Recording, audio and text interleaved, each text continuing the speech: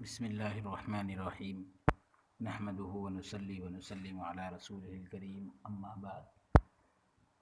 معزز سامعین اکرام، السلام علیکم ورحمۃ اللہ وبرکاتہ۔ باب العلم انواریہ ایجوکیشنل سوسائٹی اور جامعہ انواریہ کے زیر اہتمام تصوف کی اہم کتاب ہشت بہشت کا سلسلہ وار درس جاری ہے۔ اس میں ہم کتاب انیس الارواح کی 6 مجلسوں کا باب مکمل کر چکے ہیں۔ آج سے 7ویں مجلس کا آغاز ہے۔ مومن کو تکلیف دینے کے بارے میں گفتگو ہوئی۔ آپ نے زبان مبارک سے فرمایا کہ ابو ہریرہ رضی اللہ عنہ نے رسول اللہ صلی اللہ علیہ وسلم سے روایت کی ہے کہ جس شخص نے مومن کو ستایا سمجھو کہ اس نے مجھ کو ناراض کیا، اور جس نے مجھے ناراض کیا اس نے خداوند تعالیٰ کو ناراض کیا۔ ہر مومن کے سینے میں 80 پردے ہوتے ہیں، اور ہر پردے پر فرشتہ کھڑا ہوتا ہے۔ جو شخص کسی مومن کو ستاتا ہے وہ ایسا ہی ہے جیسا کہ اس نے 80 فرشتوں کو ناراض کیا۔ پھر نماز کے بارے میں گفتگو ہوئی تو آپ نے فرمایا کہ یہ نماز فریضہ نماز کے بعد ادا کی جاتی ہے، اور ہمارے مشائخ نے اس نماز کو ادا کیا ہے۔ پس جو شخص ظہر کی نماز سے پہلے 4 رکعت نماز ادا کرے اور جو کچھ قرآن سے جانتا ہو پڑھے، یعنی قرآن کریم میں سے جو اسے یاد ہو وہ پڑھے، تو خداوند تعالیٰ اسے بہشت کی خوشخبری دیتا ہے، یعنی جنت کی اس کو خوشخبری سناتا ہے، اور اس کو اس وقت 70,000 فرشتے ہدیے لے کر آتے ہیں اور اس نماز کے ادا کرنے والے کے سر پر قربان کرتے ہیں۔ اور جب قبر سے اٹھتا ہے تو 70 پوشاکیں پہننے کی جو ہوتی ہے، تو 70 پوشاکیں پہنا کر بہشت میں لے جاتے ہیں، جنت میں لے جاتے ہیں۔ اور جو شخص اس نماز کو ظہر کی نماز کے بعد ادا کرے، اس میں قرآن مقرر نہیں، یعنی قرآن طے نہیں، بلکہ جو یاد ہو وہ پڑھے، تو خداوند تعالیٰ ہر رکعت کے بدلے اس کی 1000 حاجتیں روا کرتا ہے، یعنی 1000 ضرورتوں کو پورا کرتا ہے، اور 1000 نیکی اس کے لیے لکھی جاتی ہے، اور 1 سال کی عبادت کا ثواب اسے ملتا ہے۔ کتاب مجیب میں مشائخ طبقات لکھتے ہیں کہ دانا آدمی اس وقت تک نماز نہیں پڑھتا جب تک نماز میں پوری حضوری حاصل نہ ہو، یعنی عقل مند آدمی اس وقت تک نماز نہیں پڑھتا جب تک نماز میں پوری حضوری حاصل نہ ہو، یعنی پوری طرح سے توجہ حاصل نہ ہو۔ چنانچہ میں نے اپنے پیر خواجہ حاجی رحمۃ اللہ علیہ کے رسالے میں لکھا ہوا دیکھا ہے کہ خواجہ یوسف چشتی رحمۃ اللہ علیہ چاہتے کہ نماز کو شروع کریں، 1000 دفعہ تکبیر کہہ کر بیٹھ جاتے، جب مکمل حضوری حاصل ہوتی تب نماز شروع کرتے، یعنی جب مکمل یہ کیفیت پیدا ہو جاتی کہ ہم اللہ کے دربار میں حاضر ہے، اللہ ہمیں دیکھ رہا ہے، پوری طریقے سے اللہ کے دربار میں حاضر ہیں، تو اسی وقت جو ہے 1000 دفعہ تکبیر کہہ کر وہ کہہ رہے ہیں کہ بیٹھ جاتے، جب مکمل حضوری حاصل ہوتی تب نماز شروع کرتے، اور جب ایاک نعبد و ایاک نستعین، ہم تیری ہی عبادت کرتے ہیں اور تجھ ہی سے مدد طلب کرتے ہیں، جب اس آیت پر پہنچتے تو دیر تک ٹھہرے رہتے، یعنی رکے رہتے۔ الغرض، ان سے جب اس کا سبب پوچھا گیا تو آپ نے فرمایا کہ جس وقت مکمل حضوری حاصل ہوتی ہے پھر نماز شروع کرتا ہوں، کیونکہ جس نماز میں مشاہدہ نہ ہو اس میں کیا نعمت ہو سکتی ہے۔ پھر فرمایا کہ ایک دفعہ خواجہ جنید بغدادی رحمۃ اللہ علیہ اور خواجہ شبلی رحمۃ اللہ علیہ بغداد سے باہر نکلے اور نماز کا وقت قریب آ پہنچا۔ دونوں بزرگ تازہ وضو کرنے میں مشغول ہوئے اور وضو کرنے کے بعد نماز ادا کرنے لگے۔ اتنے میں ایک شخص لکڑیوں کا گٹھا سر پر اٹھائے جا رہا تھا، لکڑیوں کی گٹھری لے کر سر پر جا رہا تھا۔ جب اس نے ان کو دیکھا تو فوراً ایندھن کا گٹھا نیچے رکھ کر وضو میں مشغول ہوا، یعنی لکڑیوں کا گٹھا نیچے رکھ کر وہ بھی وضو کرنے لگ گیا۔ ان بزرگوں نے عقل سے معلوم کر لیا کہ یہ مرد خدا رسیدوں میں سے ہے، یعنی خدا تک پہنچا ہوا ہے۔ سب نے اس کو امام مقرر کیا، یعنی اس کو امام بنایا۔ جب نماز شروع کی تو رکوع اور سجود میں دیر تک رہا۔ وہ شخص بہت دیر تک رکوع اور سجدہ کرتا رہا۔ نماز سے فارغ ہو کر اس سے اس کا سبب پوچھا تو اس نے کہا کہ دیر اس وجہ سے کرتا تھا کہ جب تک ایک تسبیح پڑھ کر لبیک عبدی لبیک عبدی اے میرے بندے میں حاضر ہوں نہ سن لیتا، دوسری تسبیح نہ کرتا۔ پھر فرمایا کہ ایک دفعہ میں خانہ کعبہ معظمہ کی طرف مجاوروں کے درمیان، یعنی جو وہاں کے خادم ہوتے ہیں ان کے درمیان کچھ عرصہ گوشہ نشین رہا۔ ان بزرگوں میں ایک بزرگ تھا جسے خواجہ عمر تصفی کہتے تھے۔ ایک دن وہ بزرگ امامت کر رہے تھے، فوراً حالت عجیب ہو گئی، سر مراقبے میں لے گئے۔ کچھ دیر کے بعد جب سر اٹھایا تو آسمان کی طرف دیکھنے لگے اور اہل مجلس کو فرمایا کہ سر اوپر اٹھاؤ اور دیکھو۔ جو ہی کہ یہ فرمایا، یعنی جیسے ہی فرمایا میں نے دیکھا، پھر فرمایا کہ کیا کہتے ہیں اور کیا دیکھتے ہیں؟ میں نے کہا کہ میں نے دیکھا پہلے آسمان کے فرشتے رحمت کے تھال ہاتھ میں لے کر کھڑے ہیں۔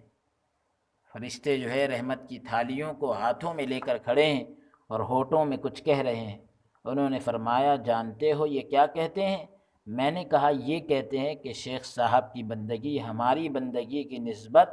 بہتر معلوم ہوتی ہے، یعنی ان کی جو عبادت کا انداز ہے، فرشتے یہ کہہ رہے ہیں کہ یہ بزرگ کی بندگی تو ہماری بندگی سے بہتر ہے۔ جو ہی میں نے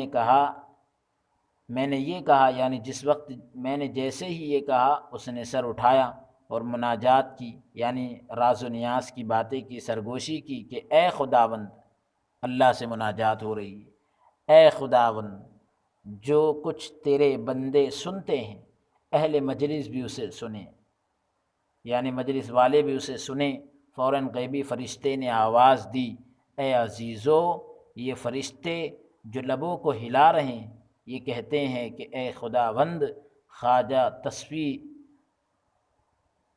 کے مجاہدے اور علم کی عزت کے صدقے میں ہمیں بخش، یعنی ان کی جو عبادت ہے اور علم کی جو عزت ہے اس کے صدقے میں فرشتے اپنی بخشش کی دعائیں مانگ رہے ہیں۔ اللہ اکبر۔ اس کے بعد فرمایا کہ یہ نعمت ہر مرتبے میں حاصل ہے، لیکن مرد وہ ہے کہ اس میں کوشش کرے تاکہ اس مرتبے پر پہنچ جائے۔ پھر فرمایا اے درویش، بغداد میں ایک بزرگ تھا جو صاحب کشف و کرامات تھا۔ اس کو لوگوں نے پوچھا کہ آپ نماز کیوں نہیں ادا کرتے؟ یعنی جو ایک بزرگ تھے صاحب کشف، جو اندر کے حال دلوں کے حال جانتے تھے اور بتلاتے تھے، اور بڑی کرامتیں ان کی تھی۔ تو لوگوں نے ان سے پوچھا کہ آپ نماز کیوں ادا نہیں کرتے؟ تو فرمایا کہ اس میں تمہیں کچھ دخل نہیں، یعنی آپ اس میں دخل اندازی مت کرو، لیکن جب تک دوست کا چہرہ نہیں دیکھ لیتا میں نہیں بیٹھتا۔ جب تک دوست کا چہرہ نہیں دیکھ لیتا میں نہیں بیٹھتا۔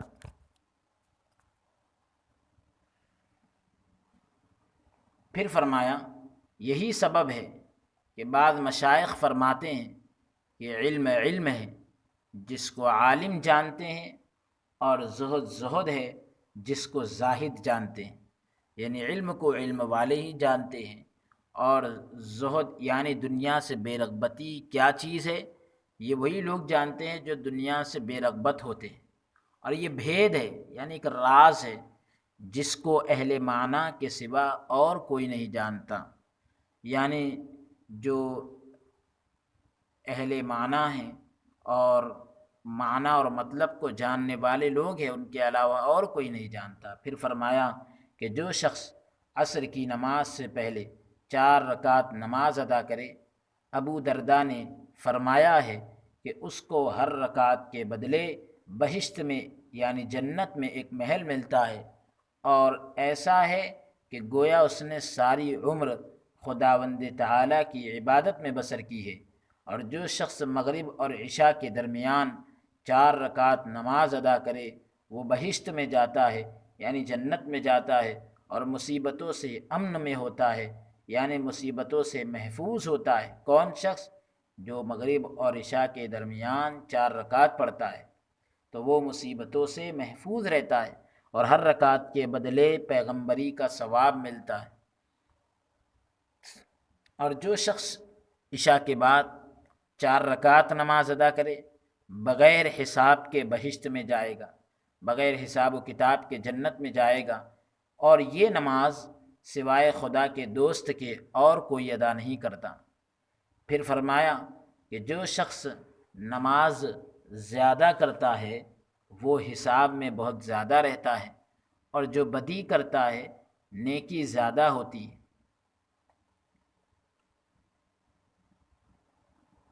پھر فرمایا کہ مومن کو منافق اور لعنتی کے سوا اور کوئی نہیں ستاتا۔ مومن کو منافق اور لعنتی کے سوا اور کوئی نہیں ستاتا، یعنی مومن کو ستانے والا یا تو منافق ہوگا یا وہ شخص ہوگا جس پر خدا کی لعنت ہے۔ اللہ اکبر۔ جو ہی خواجہ صاحب نے ان فوائد کو یعنی فائدے کی باتوں کو ختم کیا، خلقت اور دعا گو واپس چلے آئے۔ الحمدللہ علی ذالک۔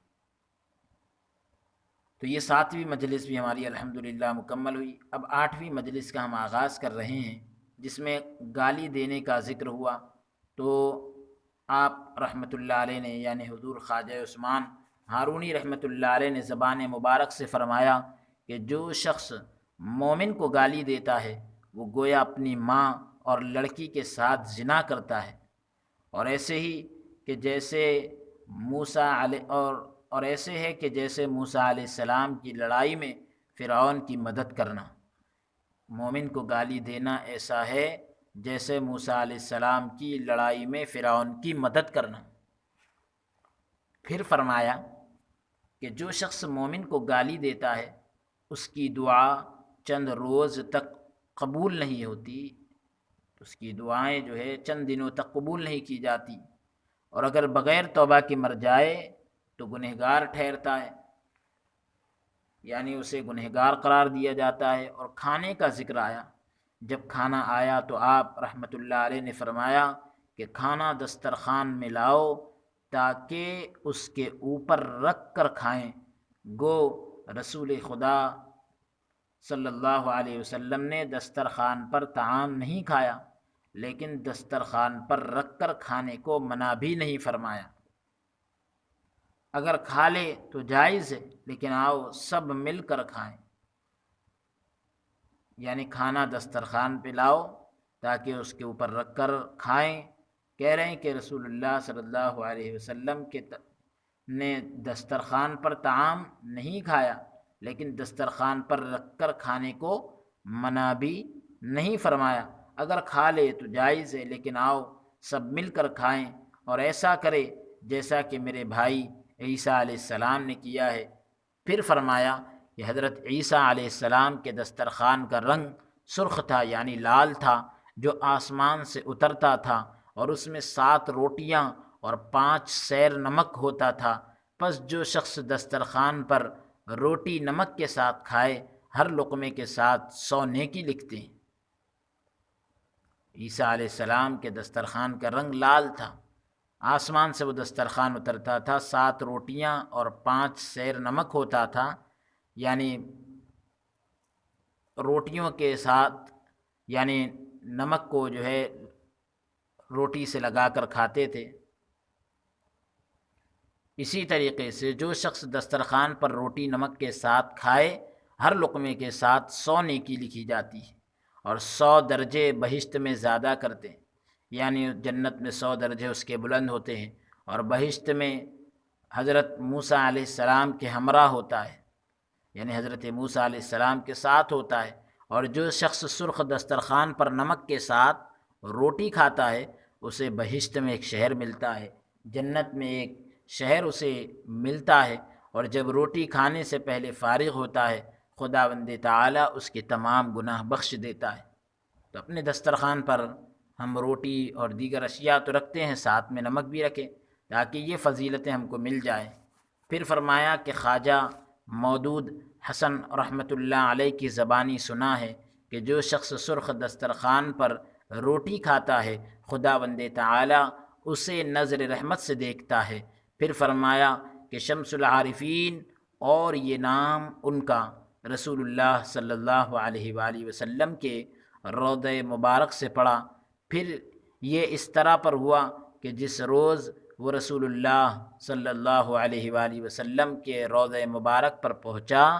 اور سلام کیا تو آواز آئی علیک السلام یا شمس العارفین، اے شمس العارفین تجھ پر سلام۔ وہاں سے جو ہے ان کا نام شمس العارفین پڑ گیا۔ پھر فرمایا کہ یہی معاملہ امام اعظم رضی اللہ تعالیٰ عنہ سے پیش آیا تھا جب آپ ابتدائی حالت میں رسول اللہ صلی اللہ علیہ وسلم کے روضے پر پہنچے اور کہا اے مرسلوں کے سردار، یعنی اے رسولوں کے سردار تجھ پر سلام ہو، تو آواز آئی علیک السلام یا امام المسلمین، اے مسلمانوں کے امام تجھ پر سلام ہو۔ پھر فرمایا کہ خواجہ بایزید بستامی رحمۃ اللہ علیہ کا خطاب سلطان العارفین آسان سے تھا، چنانچہ ایک رات آدھی رات کے وقت اٹھ کر مکان کی چھت پر آ کر خلقت کو سویا دیکھا، یعنی لوگوں کو دیکھا کہ وہ سو رہے ہیں، آدھی رات کے وقت اپنی چھت پر جا کر دیکھ رہے ہیں کہ لوگ سو رہے ہیں، اور کسی شخص کو جاگتے ہوئے نہ پایا تو خواجہ صاحب رحمۃ اللہ علیہ کے دل میں خیال گزرا کہ افسوس ایسی باعظمت درگاہ میں بیدار اور مشغول کیوں نہیں، یعنی ایسی عظمت والی بارگاہ میں لوگ بیدار اور مشغول کیوں نہیں ہیں، یعنی بیدار رہ کر خدا کی عبادت میں کیوں نہیں لگ جاتے۔ چاہا کہ خداوند تعالیٰ سے ساری خلقت کے جاگنے، یعنی ساری مخلوق کے جاگنے اور مشغول ہونے کی دعا کریں۔ پھر دل میں خیال آیا کہ یہ شفاعت کا مقام سرور کائنات صلی اللہ علیہ وآلہ وسلم کا ہے، مجھے کیا مجال ہے کہ ایسی درخواست کروں۔ جو ہی کہ دل میں یہ خیال پیدا ہوا، غیب سے آواز آئی کہ اے بایزید، اس قدر ادب جو تو نے ملحوظ رکھا، یعنی ادب کا جو لحاظ تم نے کیا ہے، میں نے تیرا نام خلقت میں سلطان العارفین رکھا۔ تو ان کو بھی خداوند کریم کی بارگاہ سے جو ہے سلطان العارفین لقب ملا۔ پھر فرمایا کہ احمد معشوق رحمۃ اللہ علیہ کے ساتھ بھی ایسا ہی ہوا، احمد معشوق رحمۃ اللہ علیہ کے ساتھ بھی ایسا ہی ہوا تھا کہ ایک دفعہ آپ جاڑے کے موسم میں یعنی سردی کے موسم میں چلے، یا یوں کہیے کہ آپ جو ہے سردی کے موسم میں حضرت احمد معشوق رحمۃ اللہ علیہ چلے کی رات نصف شب کے قریب جب باہر نکلے تو پانی میں چلے گئے۔ جو بزرگان دین 40 دن اللہ کی عبادت میں مصروف رہتے ہیں، تو اس طریقے سے نصف شب کے قریب جب باہر نکلے، آدھی رات کے قریب جب باہر نکلے تو پانی میں چلے گئے، اور دل میں ٹھان لی کہ جب تک مجھے یہ معلوم نہ ہو جائے گا کہ میں کون ہوں، ہرگز پانی سے باہر نہ نکلوں گا، یعنی مجھے جب تک یہ پتہ نہیں چلے گا کہ میں کون ہوں، میں پانی سے باہر نہیں آؤں گا۔ یہ حضرت احمد معشوق رحمۃ اللہ علیہ کا واقعہ ہے۔ آواز آئی کہ تو وہ شخص ہے جس کی شفاعت سے قیامت کے دن بہت سے آدمی بخشے جائیں گے۔ شیخ احمد معشوق رحمۃ اللہ علیہ نے کہا، میں یہ بات پسند کرنا، مجھے یہ معلوم ہونا چاہیے کہ میں کون ہوں۔ پھر آواز سنی کہ مطلب شیخ احمد رحمۃ اللہ علیہ کہتے ہیں کہ مجھے یہ بات پسند تھی کہ مجھ کو معلوم ہو جائے کہ میں کون ہوں۔ تو پھر آواز سنی کہ میں نے حکم کیا ہے کہ تمام درویش اور عارف میرے عاشق ہو اور تو میرا معشوق ہو۔ اللہ اکبر۔ تو وہاں سے ان کا نام شیخ احمد معشوق پڑ گیا۔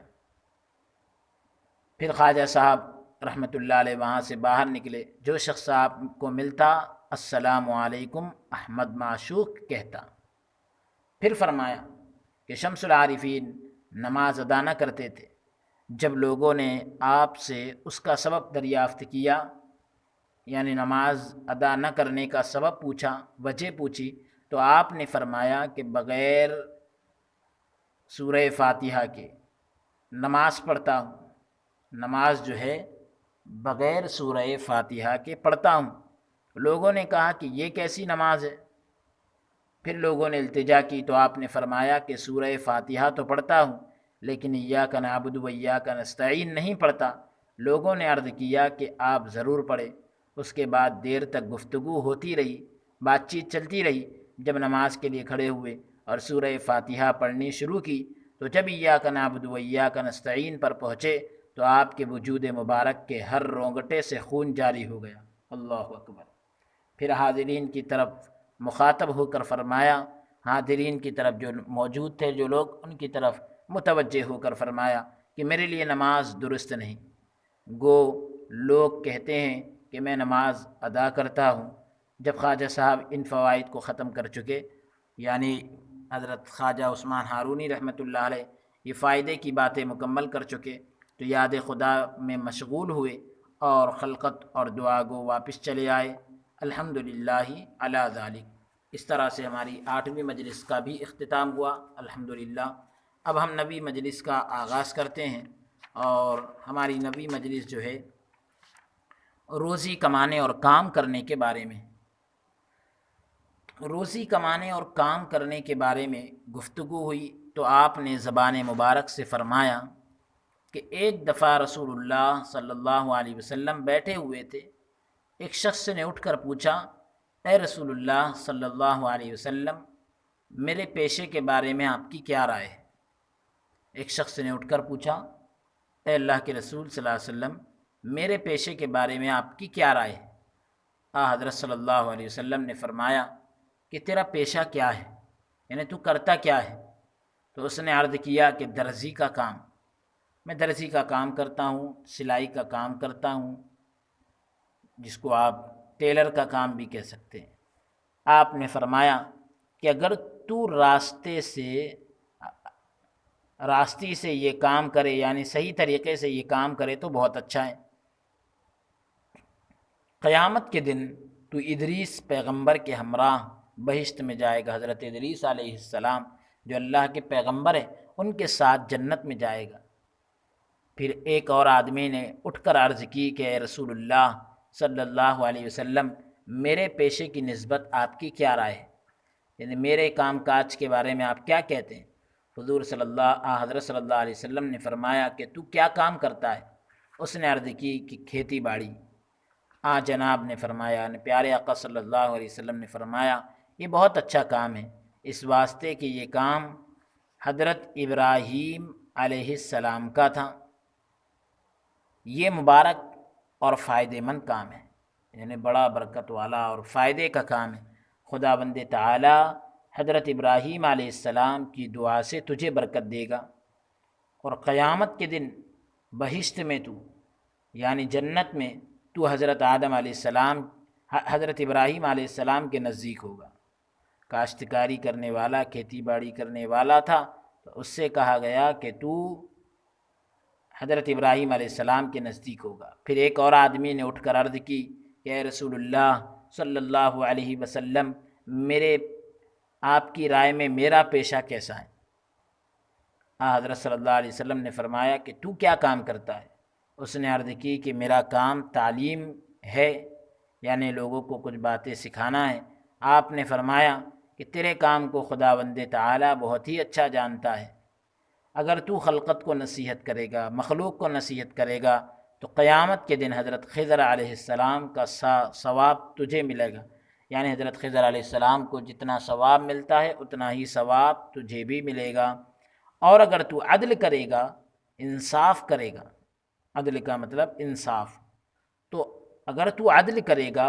تو آسمان کے فرشتے تیرے لیے معافی کے خواستگار ہوں گے، یعنی آسمان کے فرشتے بھی تیرے لیے معافی چاہیں گے۔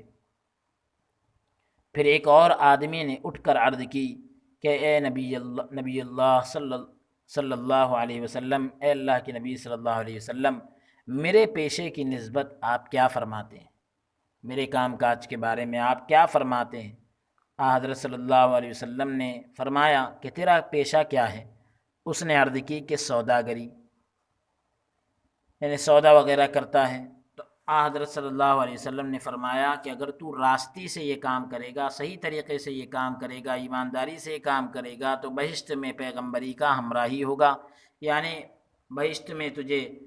نبیوں کا ساتھ نصیب ہوگا۔ پھر فرمایا کہ روزی کمانے والا خدا کا دوست ہوتا ہے، جیسا کہ آپ نے سنا ہوگا الکاسب حبیب اللہ، روزی کمانے والا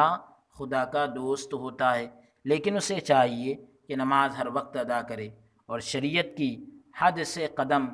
باہر نہ رکھے، کیونکہ حدیث میں ہے کہ ایسا روزی کمانے والا خدا کا پیارا ہے اور خدا کا صدیق ہے، یعنی جو ایمانداری کے ساتھ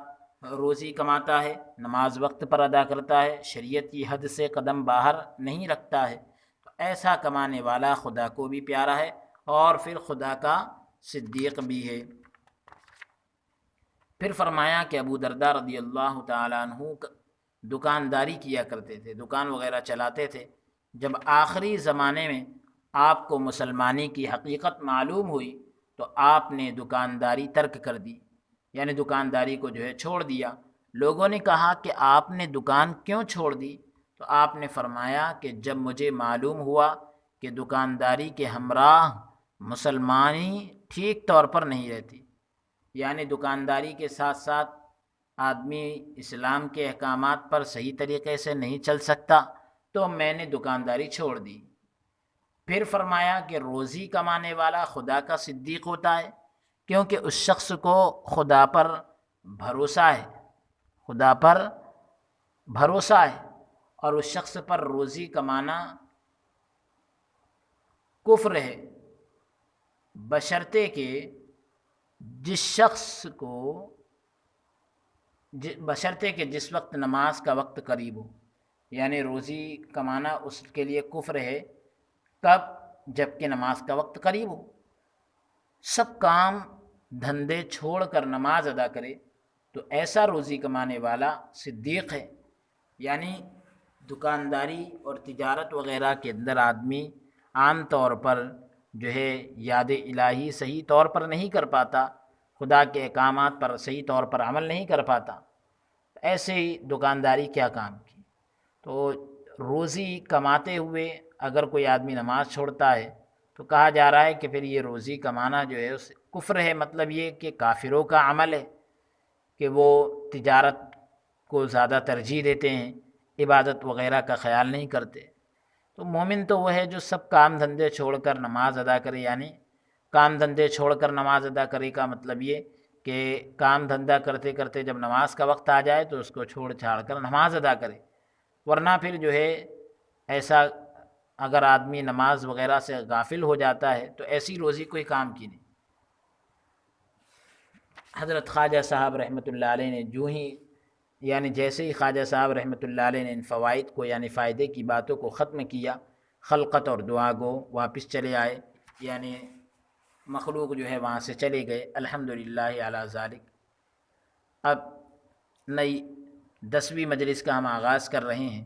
جو مصیبت کے بارے میں، مصیبت کے بارے میں گفتگو ہو رہی تھی۔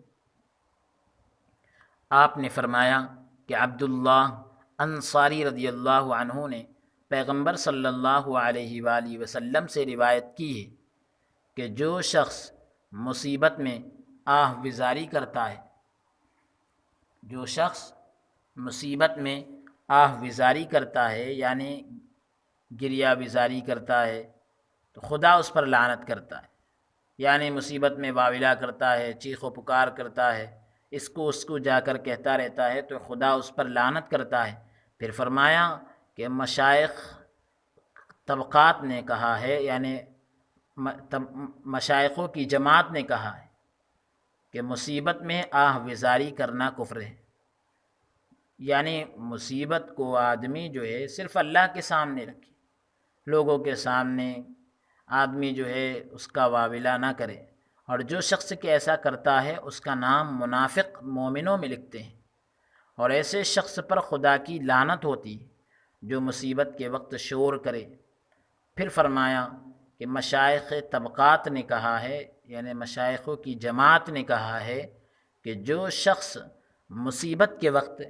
گریہ وزاری کرتا ہے اور واویلا مچاتا ہے تو 40 روز کے گناہ اس کے ذمے لکھے جاتے ہیں، اللہ اکبر، اور 100 سال کی عبادت اس کی ضبط کی جاتی ہے، اس کی 100 سال کی عبادت چھین لی جاتی ہے، اور اگر اسی حالت میں بغیر توبہ کی یہ مر جائے تو دوزخ میں شیطان کے ہمراہ ہوگا، یعنی شیطان کے ساتھ رہے گا، اللہ اکبر۔ پھر فرمایا کہ ایک دفعہ خواجہ ابراہیم ادہم رحمۃ اللہ علیہ کا ایک راہ سے گزر ہوا، یعنی ایک راستے سے حضرت خواجہ ابراہیم ادہم رحمۃ اللہ علیہ کا گزر ہوا۔ جب آپ نے رونے چلانے کی آواز سنی تو قلعی پگھلا کر کانوں میں ڈال لی اور بہرے ہو گئے، اللہ اکبر۔ حضرت خواجہ ابراہیم ادہم رحمۃ اللہ علیہ ایک راستے سے گزر رہے ہیں، رونے چلانے کی آواز سنی تو قلعی کو پگھلا کر کانوں میں ڈال لی اور بہرے ہو گئے، اللہ اکبر۔ اس کے بعد فرمایا کہ جو شخص مصیبت کے وقت اپنا گریبان چاک کرے خدا اس کی طرف نظر رحمت سے نہیں دیکھتا، اور قیامت کے دن اس کو سخت عذاب میں مبتلا کرے گا۔ اور ایک روایت میں اس طرح آیا ہے کہ جس شخص نے کپڑے پھاڑ ڈالے تو قیامت کے دن اس کی دونوں بھووں کے درمیان لکھا ہوگا کہ یہ شخص خداوند تعالیٰ کی رحمت سے نا امید ہے، مگر توبہ کرے تو نہیں، یعنی اگر اس نے نادانی کے اندر یہ عمل کر لیا کہ مصیبت کے اندر اپنے کپڑے وغیرہ پھاڑ لیے اور توبہ کر لیا تو پھر اب اللہ تعالیٰ کی رحمت سے جو ہے امید ہے کہ اللہ تعالیٰ جو ہے اسے معاف کر دے گا۔ لیکن اگر توبہ نہیں کیا ویسے ہی مر گیا تو اس کے لیے یہ وعید ہے کہ قیامت کے دن اس کی دونوں بھووں کے درمیان لکھا ہوگا کہ یہ شخص خدا کی رحمت سے نا امید ہے۔ اور جو شخص مصیبت کے وقت لباس کو سیاہ کرے یعنی کالا کرے اس کے لیے دوزخ میں 70 گھر تیار ہوتے ہیں، اور اس کی کسی قسم کی اطاعت قبول نہیں ہوتی، کسی قسم کی فرما برداری قبول نہیں ہوتی، اور ایسا نہ ہو کہ گویا اس نے 70 مومنوں کو جان سے مار ڈالا اور 1000 بدی یعنی 1000 گناہ، 1000 برائیاں کہہ لیجیے آپ، 1000 برائی اس کے اعمال نامے میں لکھی جاتی ہے، اور آسمان اور زمین کے فرشتے اس پر لعنت کرتے ہیں جب تک کہ وہ سیاہ کپڑا کالا کپڑا پہنا رہے۔ پھر پانی کے دینے کے بارے میں گفتگو ہوئی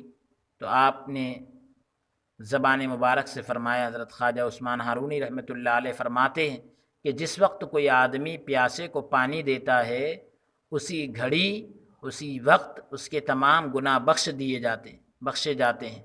گویا کہ وہ ابھی ماں کے شکم سے نکلا ہے، ایسا گناہوں سے ایسا پاک ہو جاتا ہے کہ ابھی ماں کے پیٹ سے دنیا میں آیا ہے، اور بغیر حساب کے بہشت میں جائے گا، یعنی بغیر حساب کے جنت میں جائے گا، اور اگر اسی روز فوت ہو جائے یعنی انتقال کر جائے تو شہید ہو کر فوت ہوگا۔ پھر فرمایا کہ جو شخص بھوکے کو کھانا کھلائے خداوند تعالیٰ اس کی 1000 حاجتوں کو پورا کرتا ہے اور دوزخ کی آگ سے آزاد کرتا ہے، اور بہشت میں یعنی جنت میں اس کے لیے ایک محل بناتے ہیں۔ پھر فرمایا کہ لڑکیاں خدا کا ہدیہ ہے، خدا کی طرف سے ایک تحفہ ہے،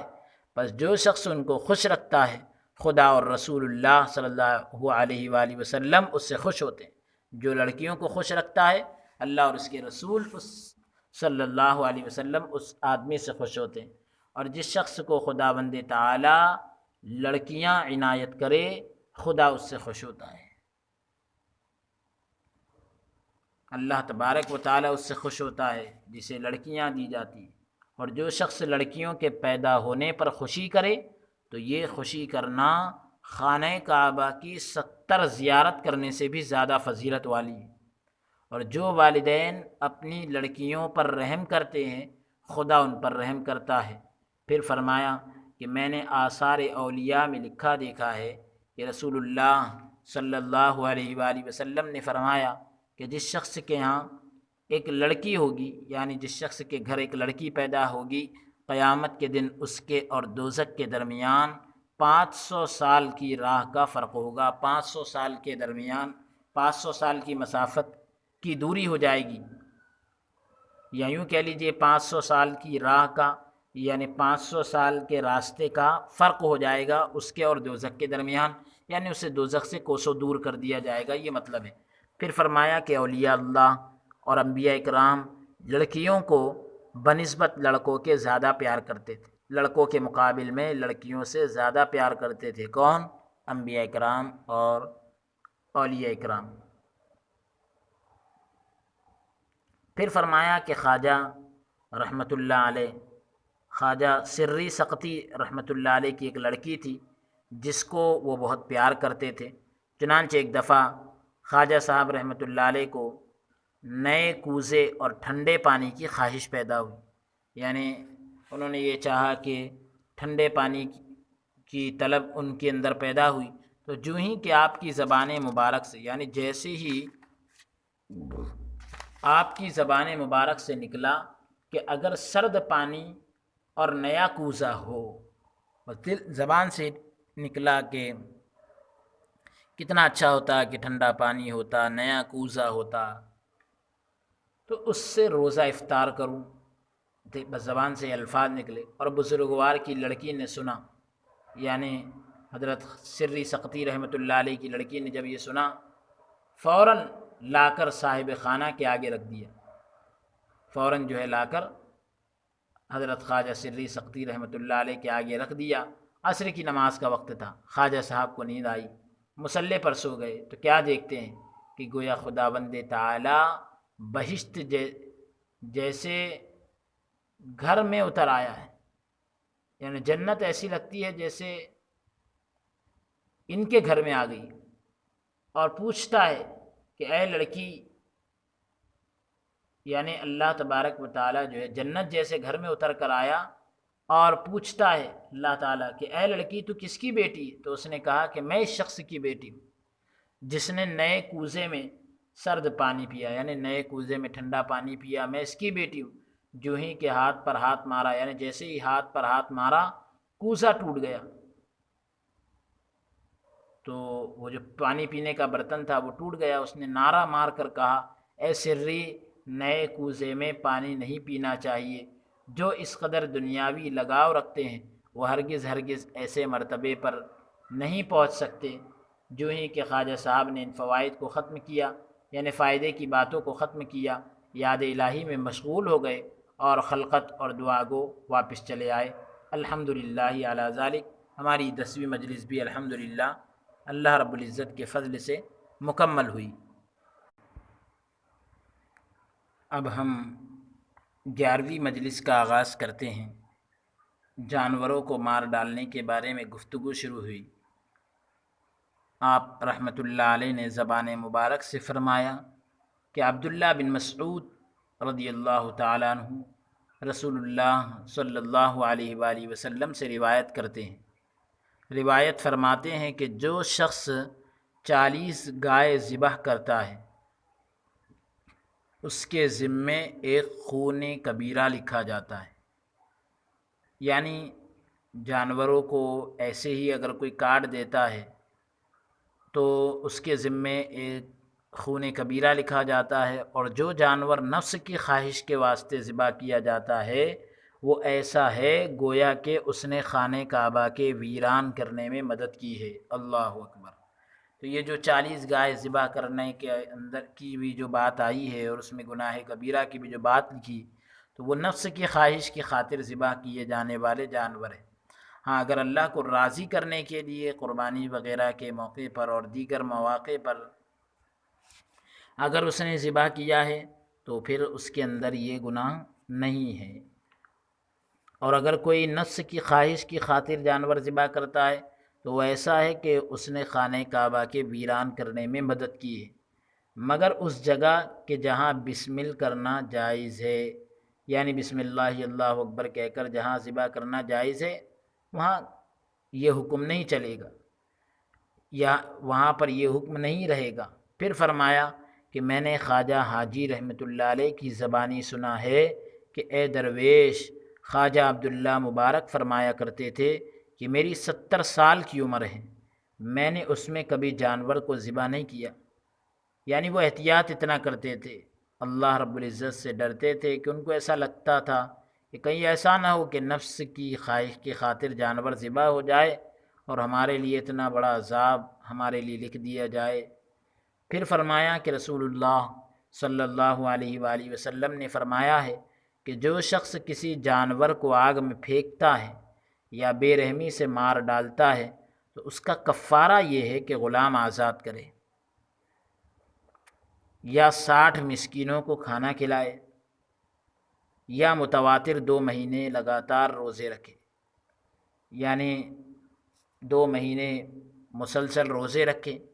کہ درمیان میں کوئی گیپ نہ ہو۔ رسول اللہ صلی اللہ علیہ وآلہ وسلم فرمایا کرتے تھے کہ کسی جانور کو آگ میں نہیں ڈالا جائے گا مگر دنیا میں اور آخرت میں عذاب ہوگا، یعنی جو بھی کسی جانور کو آگ میں ڈالے گا تو اس کو دنیا اور آخرت میں عذاب ہوگا۔ تو یعنی یوں ہی خام و خواہ کسی جانور کو آگ میں پھینک دینے سے دنیا اور آخرت کے اندر پھینکنے والے پر عذاب ہوگا۔ تو جانوروں کو جلانے سے اسی وجہ سے ہم کو منع کیا گیا کہ یہ چیز دنیا اور آخرت کے اندر تکلیف کا باعث ہے، تکلیف کا سبب ہے۔ اور جو شخص جانور کو آگ میں پھینکتا ہے گویا وہ اپنی ماں سے زنا کرتا ہے، نعوذ باللہ منہا۔ ہم اللہ کی پناہ چاہتے ہیں ایسے عمل سے۔ جو ہی کہ خواجہ صاحب رحمۃ اللہ علیہ نے ان فوائد کو ختم کیا، خلقت اور دعا کو واپس چلے آئے۔ الحمدللہ علی ذالک، تمام تعریفیں ہیں اللہ رب العزت کا شکر ہے اس بات پر۔ اب 12ویں مجلس کا ہم آغاز کرتے ہیں۔ سلام کہنے کے بارے میں گفتگو شروع ہوئی تو آپ نے زبان مبارک سے فرمایا کہ رسول اللہ صلی اللہ علیہ وسلم سے حدیث میں آیا ہے، حدیث پاک میں رسول اللہ صلی اللہ علیہ وسلم سے نقل کیا گیا کہ جب مجلس سے اٹھے تو سلام کہے، کیونکہ سلام کہنا گناہوں کا کفارہ ہے اور فرشتے اس کے لیے بخشش کی خواستگاری ہوتے ہیں، یعنی فرشتے اس کے لیے مغفرت کی درخواست کرتے ہیں۔ اور جو شخص مجلس سے اٹھتے وقت سلام کہتا ہے تو خداوند تعالیٰ کی رحمت اس پر نازل ہوتی ہے، اللہ عز و جل کی رحمت اس شخص پر نازل ہوتی ہے جو مجلس سے اٹھتے وقت سلام کہتا ہے، اور اس کی نیکیاں اور زندگی زیادہ ہوتی ہیں، یعنی اس کی نیکیاں بھی بڑھتی ہے، اس کی عمر میں بھی اضافہ برکت ہوتی ہے۔ پھر فرمایا کہ میں نے خواجہ یوسف حسن چشتی رحمۃ اللہ علیہ کی زبانی سنا ہے کہ جب کوئی شخص مجلس سے اٹھتا ہے اور سلام کہتا ہے اسے 1000 نیکیاں ملتی ہیں اور اس کی 1000 حاجتیں روا ہوتی ہیں، یعنی 1000 ضرورتیں اس کی پوری ہوتی ہیں، اور گناہوں سے ایسا پاک ہو جاتا ہے گویا کہ ماں کے شکم سے نکلا ہے، یعنی ماں کے پیٹ سے نکلا ہے، ایسا پاک ہو جاتا ہے، اور 1 سال کے گناہ بخشتے ہیں، اور 1 سال کی عبادت اس کے اعمال نامے میں درج کرتے ہیں، اور 100 حج اور عمرہ اس کے نام لکھتے ہیں، اور رحمت کے 100 تھال اس بندے کے سر پر قربان کرتے ہیں، یعنی رحمت کے 100 تھال اس کے اوپر نچھاور کیے جاتے ہیں۔ پھر فرمایا کہ امیر المومنین علی رضی اللہ تعالیٰ عنہ نے فرمایا ہے کہ میں نے چاہا کہ کوئی ایسا موقع ملے کہ رسول اللہ صلی اللہ علیہ وآلہ وسلم کے مجلس میں تشریف لانے کے وقت یا تشریف لے جانے کے وقت میں سلام کہوں۔ حضرت علی رضی اللہ تعالیٰ عنہ کیا کہہ رہے ہیں کہ میں نے چاہا، میری خواہش یہ تھی کہ مجھے ایسا موقع مل جائے کہ حضور جب تشریف لا رہے ہو یا تشریف لے جا رہے ہو میں اس وقت سلام کہوں، لیکن موقع نہ ملا۔ جب کبھی میں نے سلام کرنا چاہا تو رسول اللہ صلی اللہ علیہ وآلہ وسلم پہلے ہی سلام کہتے ہیں کہ یعنی حضور پہلے ہی سلام کر دیا کرتے، کہتے ہیں کہ سلام کرنا نبیوں کی سنت ہے، تمام پیغمبر جو گزرے ہیں سب سے پہلے سلام کہا کرتے تھے۔ جو ہی کہ خواجہ صاحب رحمۃ اللہ علیہ نے ان فوائد کو ختم کیا، آپ یاد الہی میں مشغول ہو گئے اور خلقت اور دعا گو واپس چلے آئے۔ الحمدللہ علی ذالک۔ اب 13ویں مجلس کا ہم آغاز کرتے ہیں نماز کے کفارے کے بارے میں۔ نماز کے کفارے کا ذکر ہوا، آپ نے فرمایا کہ امیر المومنین علی رضی اللہ تعالیٰ عنہ نے فرمایا کہ رسول اللہ صلی اللہ علیہ وآلہ وسلم سے روایت ہے کہ جس شخص کی نماز قضا ہو گئی ہو اور اسے معلوم نہ ہو کہ کتنی ہے، بس سوموار کی رات 50 رکعت نماز ادا کرے، یعنی پیر کی جو شب ہوتی ہے تو وہ رات میں جو ہے وہ 5 رکعت نماز ادا کرے، اور ہر رکعت میں ایک دفعہ سورہ فاتحہ اور ایک دفعہ سورہ اخلاص پڑھے تو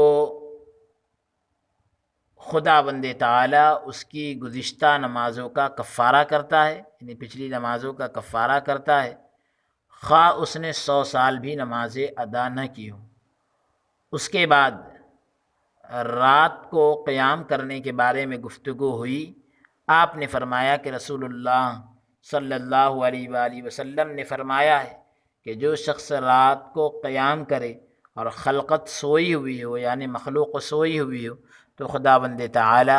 فرشتوں کو حکم دیتا ہے تاکہ دوسری رات تک اسے نگاہ میں رکھیں اور رات سے لے کر دن نکلنے تک اس کے لیے بخشش طلب کرتے رہیں۔ اللہ اکبر۔ اور ایک اور روایت میں آیا ہے کہ رسول اللہ صلی اللہ علیہ وآلہ وسلم نے فرمایا کہ جو شخص جمعہ کے روز 20 رکعت نماز ادا کرے اور ہر رکعت میں فاتحہ اور اخلاص، یعنی سورہ اخلاص قل هو اللہ احد کی سورہ جو ہے ایک مرتبہ پڑھے تو قیامت کے دن لاکھ صدیقوں اور شہیدوں کے ہمراہ اٹھے گا، یعنی صدیقوں اور شہیدوں کے بڑی تعداد کے ساتھ میں وہ اٹھے گا، اور ہر رکعت کے بعد دن رات کا ثواب اسے ملے گا، اور ہر حرف کے بدلے نور پائے گا، اور پل صراط سے آسانی کے ساتھ گزر جائے گا۔ پھر فرمایا کہ جو شخص قیام کرے اگرچہ اونٹ کی گردن کی مقدار گردن ہلائے، اس سے بہتر ہوتا ہے کہ وہ 60 حج اور عمرے کرے، اور رحمت کے دروازے اس کے لیے کھل جاتے ہیں۔ تو یعنی یہ بہت ہی اہم عمل ہے نماز کی حالت میں قیام کرنا۔ پھر فرمایا کہ ایک دفعہ میں سمرقند میں مسافر تھا، سفر کی حالت میں تھا، ایک بزرگ تھا، ایک بزرگ تھے جسے شیخ عبد الواحد سمرقندی کہتے ہیں، ان بزرگوں کو شیخ عبد الواحد سمرقندی کہا جاتا تھا۔ ان سے میں نے سنا کہ ایمان میں کچھ مزہ نہیں تا وقتے کے دن اور رات قیام نہ کیا جائے، یعنی جب تک کہ دن اور رات قیام نہ کیا جائے، یعنی نماز کی حالت میں کھڑا نہ رہا جائے تو ایمان میں کچھ مزہ نہیں، وہ بزرگ فرمایا کرتے تھے۔ بس جو شخص یہ دونوں کام کرتا ہے تو وہ ایمان کا مزہ چکھتا ہے۔ پھر فرمایا کہ امام اعظم ابو حنیفہ رحمۃ اللہ علیہ 30 سال تک رات کو نہیں سوئے اور آپ کا پہلو مبارک زمین پر نہیں لگا۔ پھر فرمایا کہ جب انہوں نے آخری حج کیا تو امام اعظم رحمۃ اللہ علیہ کعبے کے دروازے پر آئے اور کہا کہ دروازہ کھولو، آج کی رات خدا بند تعالیٰ کی عبادت کر لیں،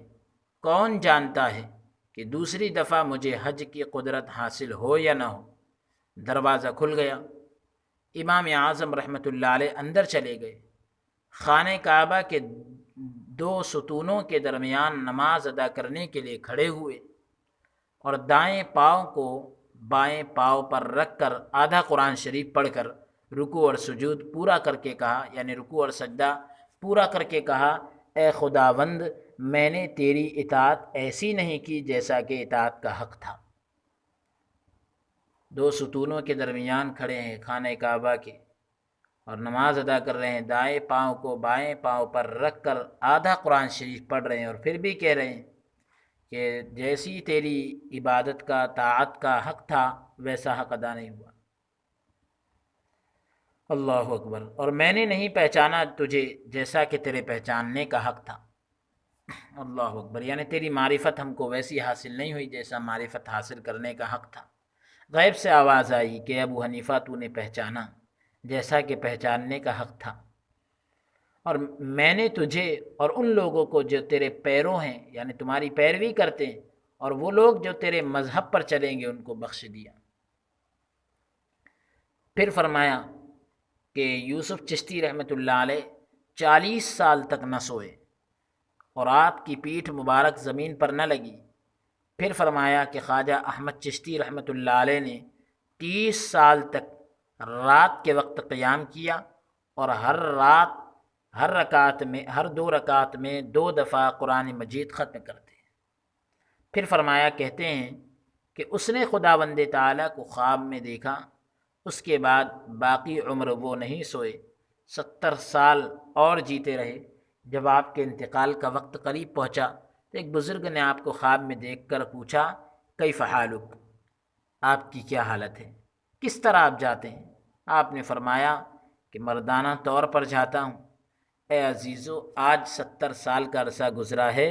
کہ میں نے وہ خواب دیکھا تھا، آج تک میں نے کسی سے اس کا ذکر نہیں کیا، اس وقت بھی میں اسی خواب میں غرق ہو کر جاتا ہوں، یعنی اسی خواب میں ڈوب کر دنیا سے جاتا ہوں۔ پھر فرمایا کہ اے درویش، دنیا میں بھی نور ہے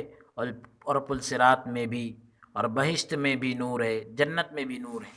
پھر فرمایا کہ جو شخص رات کو قیام کرتا ہے، دعا کرتا ہے، جو دعا کرتا ہے وہ قبول ہوتی ہے۔ کس کی دعا؟ جو شخص رات کو قیام کرتا ہے تو اس کی ہر دعا قبول کی جاتی ہے، اور اس کا خواہش مند ہوتا ہے، اور خداوند تعالیٰ اس سے خوش ہوتا ہے،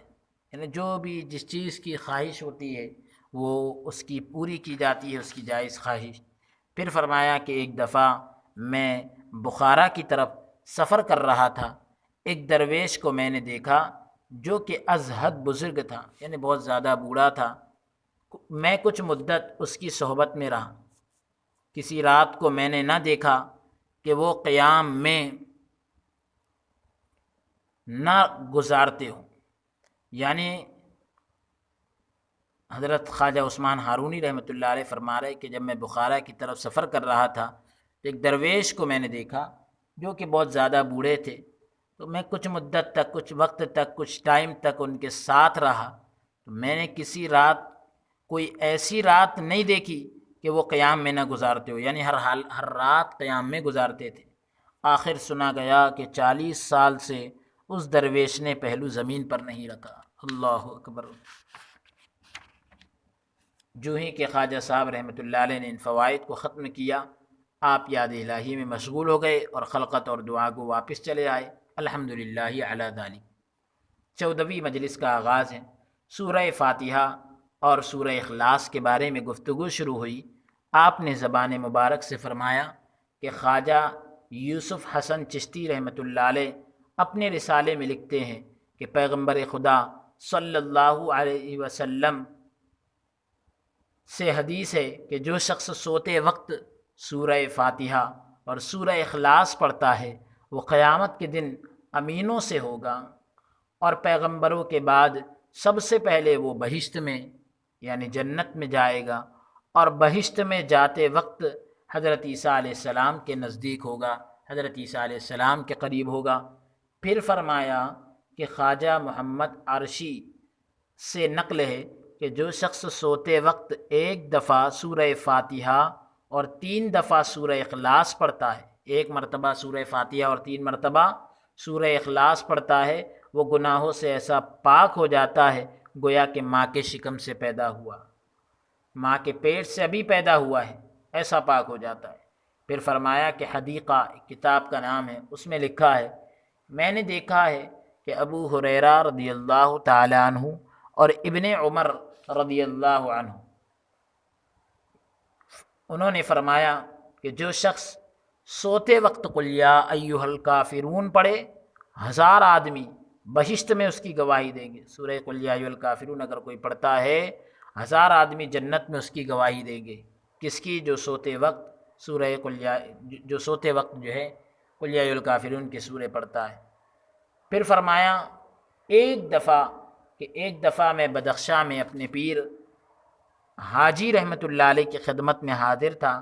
بدخشاں کی ایک مسجد میں ایک بزرگ کو دیکھا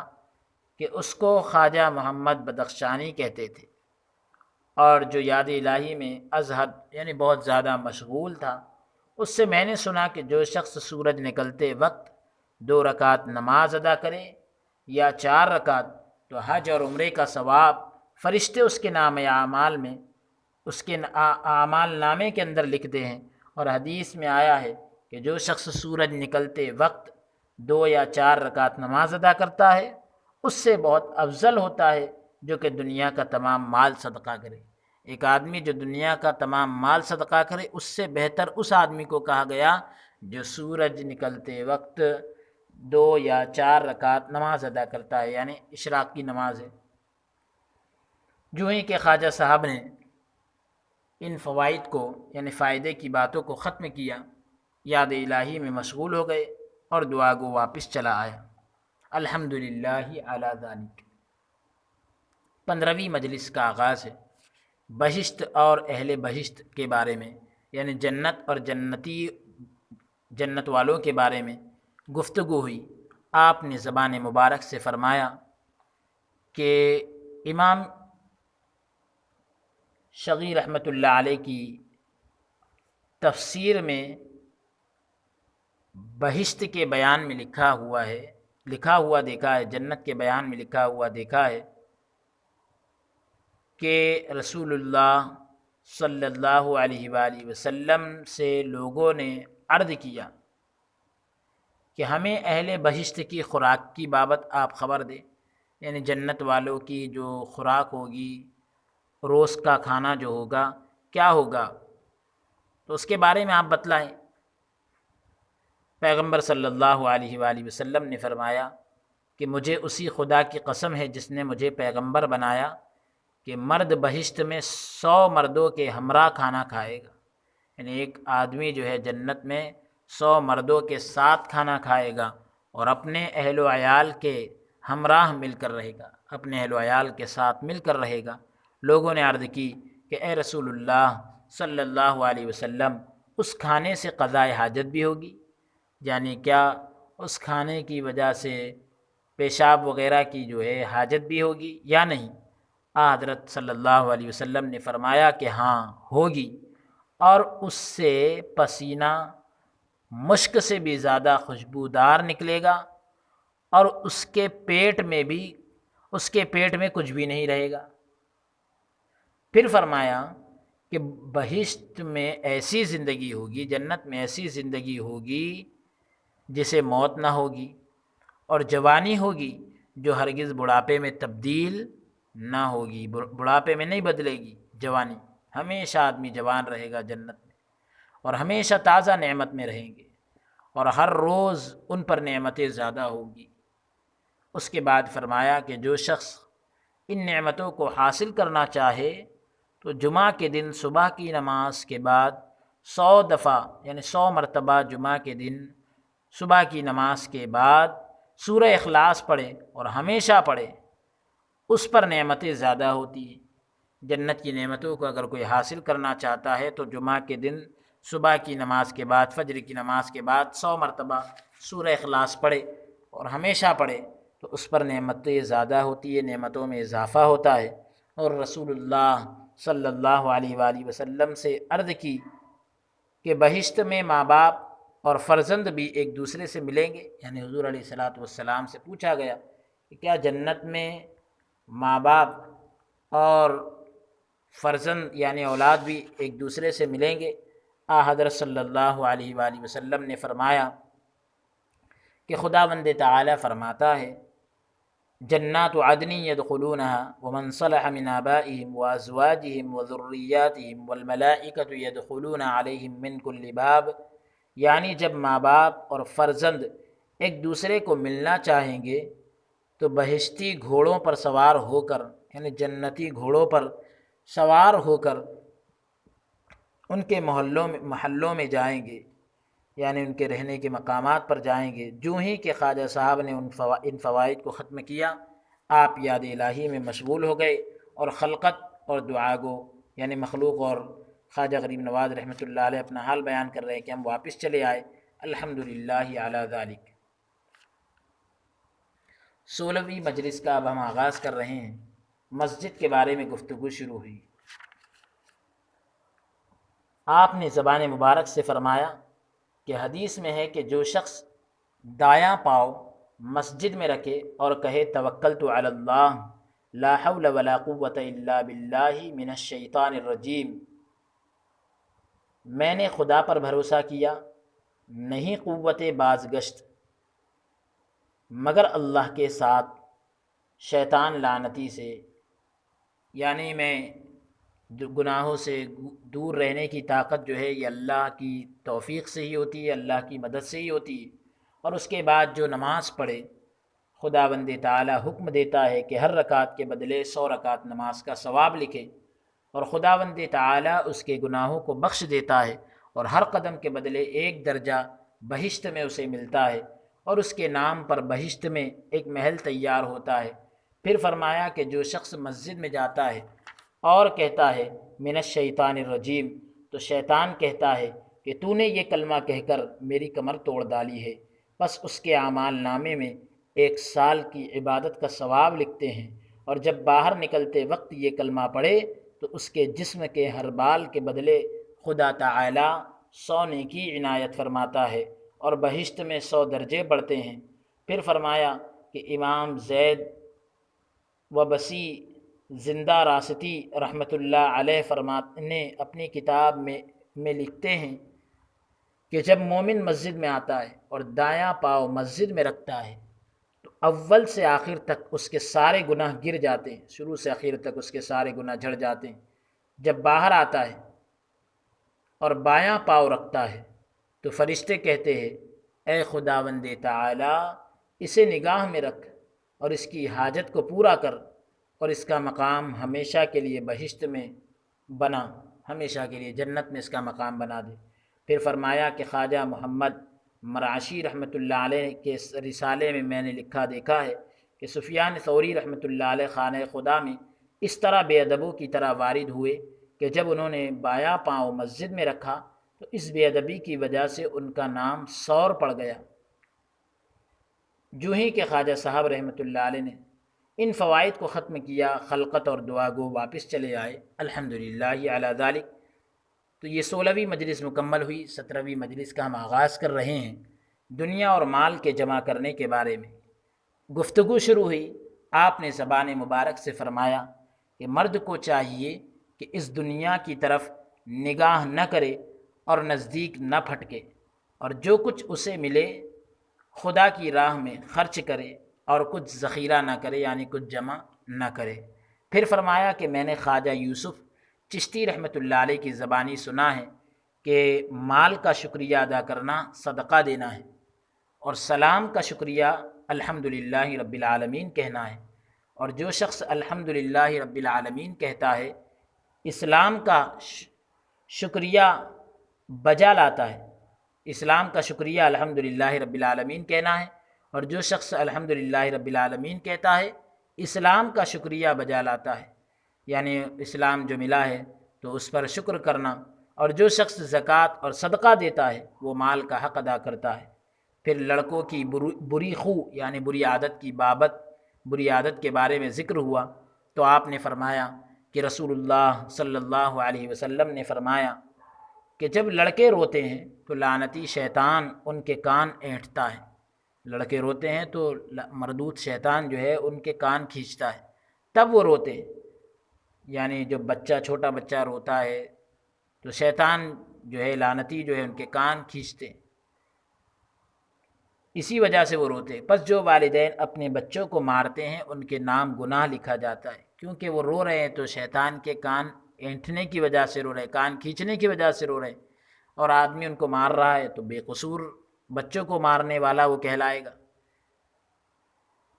تو ان کے نام جو ہے گناہ لکھے جائیں گے، ان کے نام اعمال میں گناہ لکھے جاتے ہیں۔ پھر فرمایا کہ حدیث میں آیا ہے کہ چھوٹا بچہ نہیں روتا تا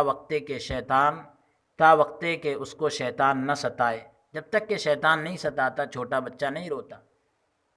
لیکن بچہ روئے تو لا حول ولا قوت الا باللہ العلی العظیم کہنا چاہیے تاکہ تمہیں خوشخبری ہو اور وہ رونے سے باز رہے، رونے سے بچ جائے۔ پھر فرمایا کہ عالموں کا حسد اچھا نہیں، خصوصاً مسلمانوں کے لیے بعض عالموں کا قول ہے کہ حسد دل سے نکال دینا چاہیے، جب حسد کو دل سے نکال دیں گے تو بہشت میں جائیں گے، یعنی جنت میں جائیں گے۔ پھر فرمایا کہ عالموں کا حسد زیادہ ہے، عالموں کی جو جلن ہے وہ زیادہ ہے، کیونکہ وہ دنیا کی بابت، دنیا کے بارے میں حسد نہیں کرتے، بلکہ ایک ایسی چیز کی نسبت حسد کرتے ہیں جس کے دیکھنے میں نقصان نہیں۔ جو ہی کہ خواجہ صاحب رحمۃ اللہ علیہ نے ان فوائد کو ختم کیا، جیسے ہی ان فائدے کی باتوں کو ختم کیا آپ یاد الہی میں مشغول ہو گئے، خلقت اور دعا گو واپس چلے آئے۔ الحمدللہ علی ذالک۔ ہم دعا کرتے ہیں کہ یہ 17ویں مجلس بھی مکمل ہوئی، ہم دعا کرتے ہیں کہ اللہ رب العزت ہمارے اس پڑھنے کو اور سننے کو اپنی مقدس بارگاہ میں قبول فرمائیں اور اس کو مفید عام اور خاص بنائیں اور نجات کا ذریعہ بنائیں اور خوب خوب برکتوں سے نوازے، آمین۔ وصلی اللہ تعالی وسلم علی خیر خلقی ونور عرشہ سیدنا و نبینا محمد وعلی آلہ و اصحابہ و ازواجہ و ذریاتہ و اہل بیتہ اجمعین برحمتک یا ارحم الراحمین، والحمد للہ رب العالمین۔